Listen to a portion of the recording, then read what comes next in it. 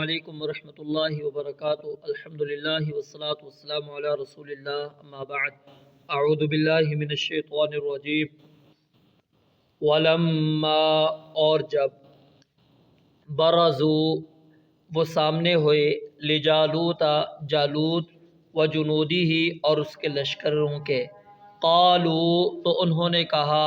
ربنا، اے ہمارے رب، افرغ، انڈیل دے، علینا، ہم پر، صبرا، صبر، وثبت، اور جما دے، اقدامنا، ہمارے قدم، وانصرنا، اور ہماری مدد فرما، علی القوم الکافرین، ان کافر لوگوں کے خلاف۔ فہزموہم، پس انہوں نے شکست دے دی ان کو، بإذن اللہ، اللہ تعالیٰ کے حکم سے، وقتل، اور قتل کر دیا داود علیہ السلام نے، جالوت کو، وآتاہ اللہ، اور اللہ تعالیٰ نے دی اس کو، کس کو؟ داؤد علیہ السلام کو، الملک، بادشاہی، والحکمت، اور حکمت، وعلمہ، اور سکھایا اس کو، مما، اس میں سے جو، یشاء، وہ چاہتا ہے، یعنی جو اللہ رب العالمین چاہتے تھے وہ اللہ رب العالمین نے اس کو سکھایا۔ ولولا، اور اگر نہ ہوتا، دفع اللہ، اللہ تعالیٰ کا ہٹانا، الناس، لوگوں کو، بعضهم، ان کے بعض کو، ببعض، بعض کے ذریعے سے،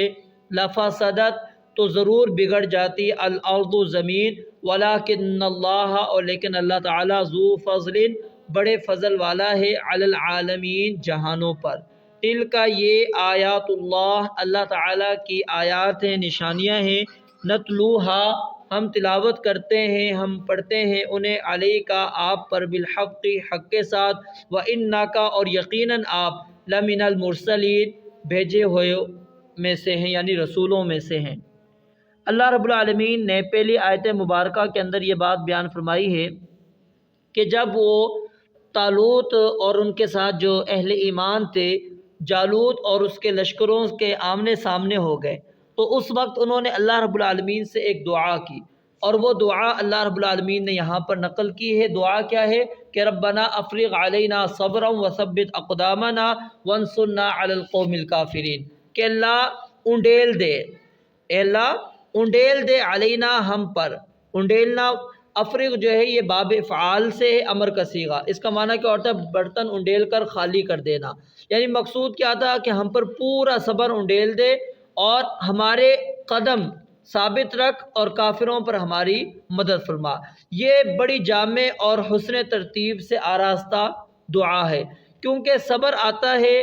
تو ثابت قدمی ملتی ہے، ثابت قدمی ہوتی ہے تو اللہ رب العالمین کی مدد اور نصرت ملتی ہے۔ تو میدان جنگ کے اندر مومن کے لیے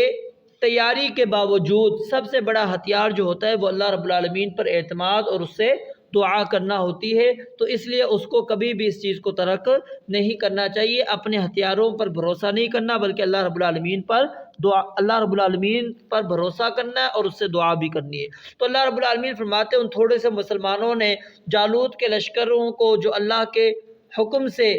شکست دے دی انہوں نے، اور داؤد علیہ السلام جو ایک سپاہی تھے،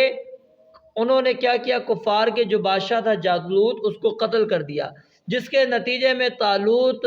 کے بعد اللہ تعالیٰ نے انہیں سلطنت اور حکمت یعنی نبوت عطا کر دی، اور پھر جو چاہا اللہ رب العالمین نے ان کو سکھایا، جیسے کہ قرآن مجید کے اندر اللہ رب العالمین نے ان کے اسلحہ سازی کے علم کا تذکرہ کیا، وہ پرندوں کی زبان کو جانتے تھے، ٹھیک ہے، اور یہ قوت فیصلہ اللہ رب العالمین نے اس کے اندر ذکر کیا۔ پھر اسی طرح ان کو اللہ رب العالمین نے خوش اعلانی دی تھی، پرندوں اور پہاڑوں کو ان کے ساتھ تسبیح کرنے کا تذکرہ قرآن کریم کے اندر ملتا ہے۔ تو یہ ساری چیزیں اللہ رب العالمین نے فرمایا کہ اللہ تعالیٰ نے اس کو بادشاہت بھی دی اور حکمت بھی دی، اور اللہ نے جو جو اس کو چاہا وہ اللہ رب العالمین نے سکھا دیا۔ اور آگے اللہ رب العالمین فرماتے ہیں اگر ایک دوسرے کے ساتھ اللہ لوگوں کو نہیں ہٹاتا تو پھر زمین کیا ہے؟ فساد سے بھر جاتی۔ تو یہاں سے یہ بات معلوم ہو گئی کہ جو بندے کہتے ہیں کہ جی جہاد سے جو ہے وہ جہاد سے عداوتیں، نفرتیں پھیلتی ہیں، جہاد کرنے سے دشمنیاں بڑھتی ہیں، اور اقتدار نہیں آتا، یہ بات درست نہیں ہے۔ یاد رکھیں ہمیشہ جو ہے کافروں کی سرکوبی کے لیے اللہ رب العالمین نے جہاد کو رکھا ہے۔ جب بھی کوئی گروہ قوت والا طاقت والا اٹھے گا، اللہ رب العالمین کے جو بندے اہل ایمان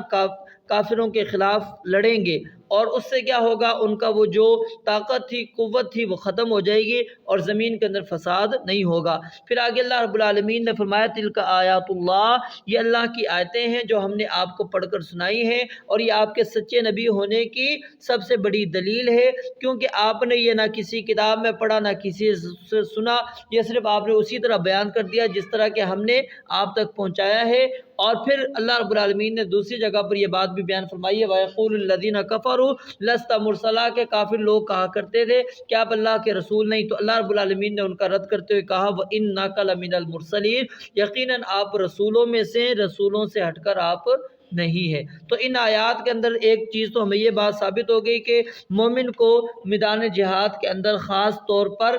دعا کا اہتمام کرنا چاہیے، اور نمبر 2 جہاد والا عمل انسان کو اختیار کرنا چاہیے، کیونکہ جہاد ہمیشہ سے رہا ہے اور قیامت تک رہے گا، اور مفسد لوگوں